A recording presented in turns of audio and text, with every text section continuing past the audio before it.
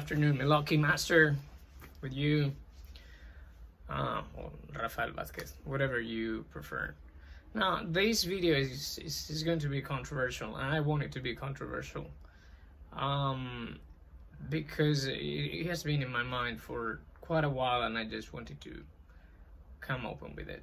The title of this video is Always Have a Plan B. Always have a plan B. Always be prepared for, you know, have something to fall back on.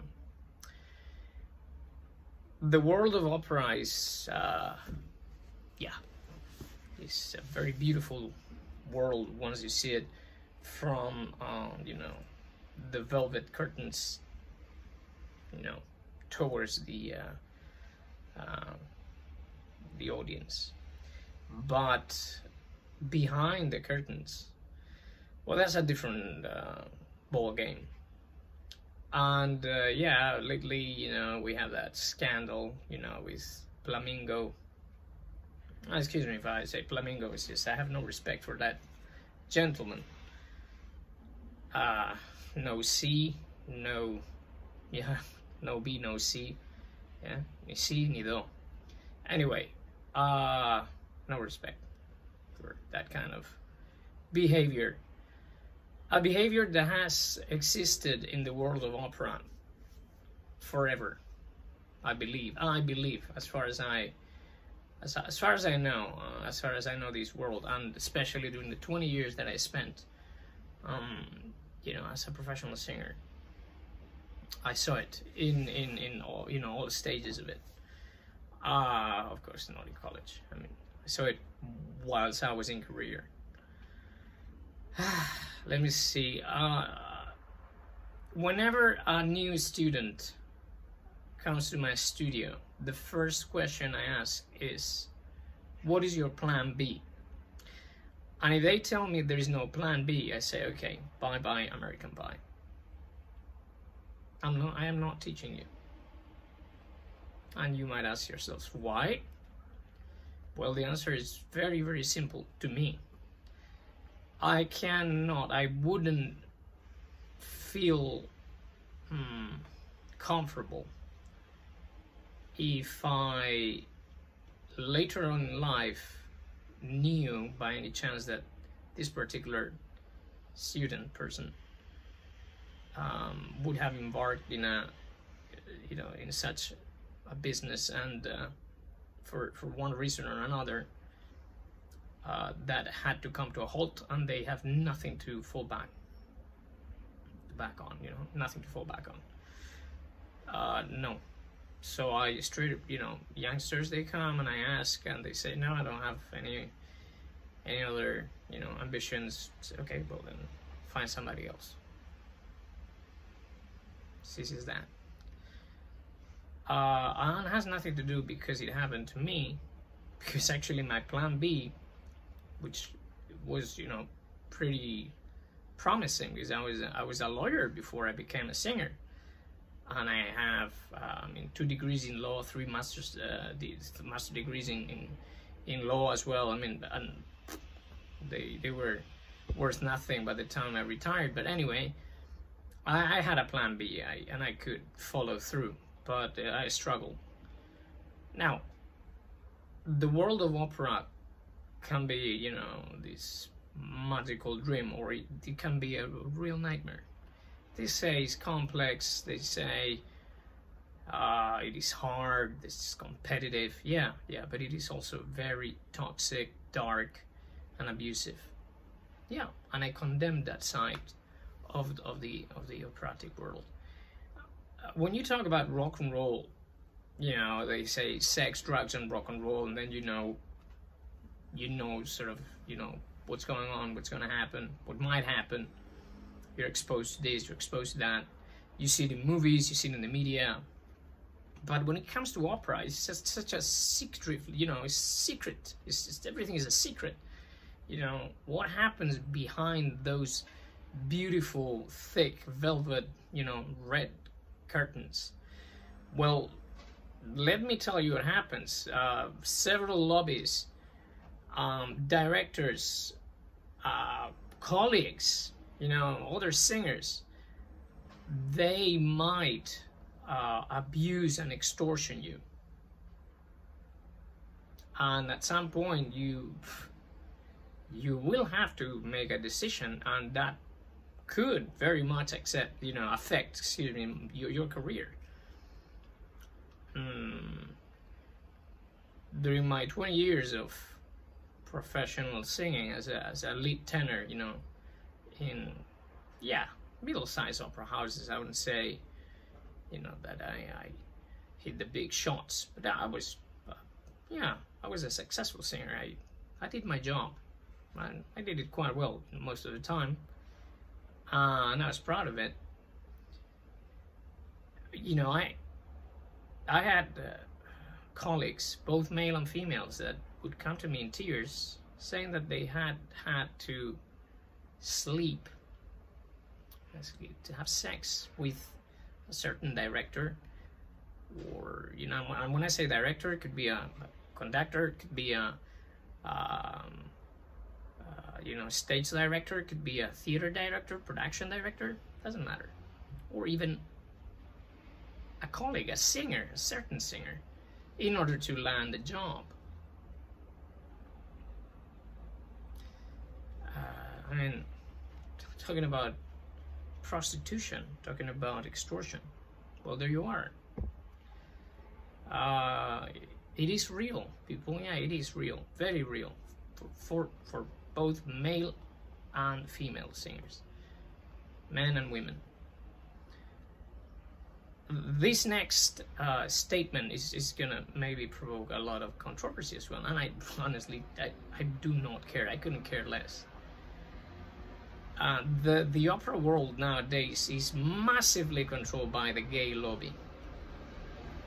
Everybody knows it, and it's okay. And you can, again, you can debate, you can say whatever you want. I don't care. At least when I was in action, yeah.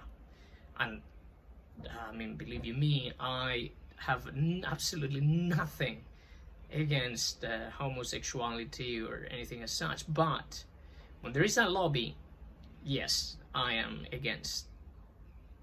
Why? Because if the lobby is trying to abuse you, then it becomes illegitimate, and that's it. That happened. But anyway, so had I, you know, so where, you know, was I offered that? Yes, many times, and my answer was no. I never went through that. Could my career have been more successful had I accepted those invitations or offers?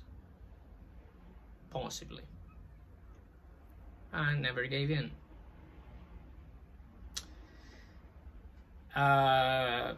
Once again, I believe there are three types of artists, in this case singers. You know, you have those ones that are you know, the chosen ones, the ones that are touched by the hand of God, that maybe they won't even need to study, and they will make it no matter what.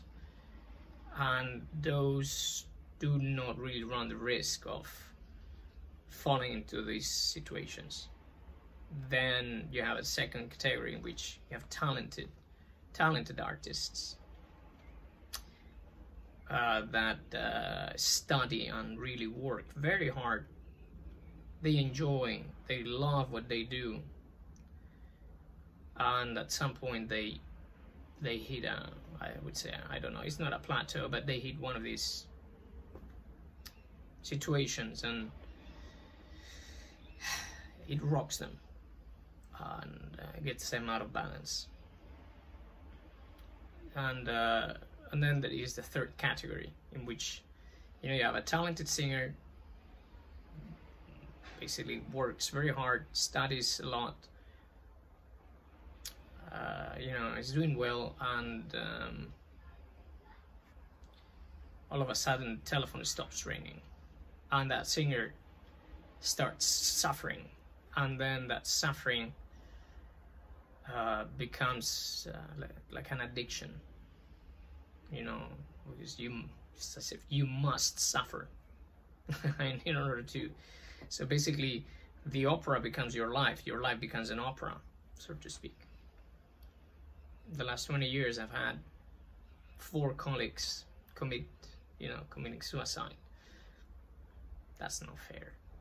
That's not fair. So once again, my advice is, if you want to pursue a career in this amazing art form, first, have a plan B. Second, find yourself a proper teacher, maestra, that has gone through the whole thing. Don't pick up just some technical, person that knows the what and how, but has never gone through the process. At least at some point in your learning process, please pick up somebody that has gone through it, has lived the life, has traveled, has walked the path, has experienced the loneliness, has faced the abuse, the discrimination, the long waits, the anxiety, because otherwise they're not giving you the whole truth, and I don't think that's fair. I live in Alicante, Spain. My advice: never set foot on the conservatory. Never, ever.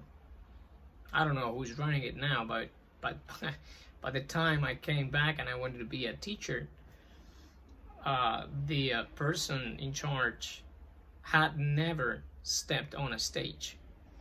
She suffered from stage fright. I mean, I'm sorry, but you run the department, you've never been on stage. That's why there are no singers from, these lands. They basically pretended me after studying at the Guildhall School of Music and Drama, and then the opera studio in Ghent and whatnot, and singing, all over the world. They pretended me to study the whole singing sort of degree or music degree, and even audition and almost anyway, it's just too ridiculous. This world is full of envy, full of competition, and you need a good mentor, and you need a plan B. I love singing. I do love singing. My voice is still there, and that's why maybe I made these stupid recordings, myself accompanying myself on the piano, with a tank top, because I just want to just get all the, the seriousness, or this secrecy out of this art. I do it because I want it, because I like it. The affondo technique for me was the technique that actually launched me. It launched me to, singing major roles and hitting, landing good gigs. Some people criticize it. Okay, good. I have my own approach to that technique. I learned it firsthand from somebody that learned it, from Del Monaco himself. So I think I can say that I am quite acquainted firsthand with that technique, and it does marvels. It really does. But again, to sum up everything, and again, I am not a victim. I retired because I had a serious, very serious health condition, and I retired, with properly, successfully. Chin up, big success, bye bye. And then I knew that I couldn't continue because of my health. And now I enjoy very much teaching because and mentoring my singers, because wherever, and I just gonna sound, oh, that sounds so kish. Okay, I don't care. Whatever the voices are, I am with them. I am with them all the way. And yeah, it's a bit paternalistic, but that's how I have lived it. I would never abandon one of my students. So anyway, if you found these helpful, you know, subscribe or follow, leave a comment. If you think that I'm out of my mind, or you think that I'm just somebody that failed, you know, one of those trolls and haters, they're better. Come on, I mean, bring it on. Rebate, debate. Honestly, I don't care. I love singing, but I despise the world of singing nowadays. I really do. Stay healthy. Stay safe. Love what you do. And have a plan B. If you need anything, I'll be very happy to help. Bye for now.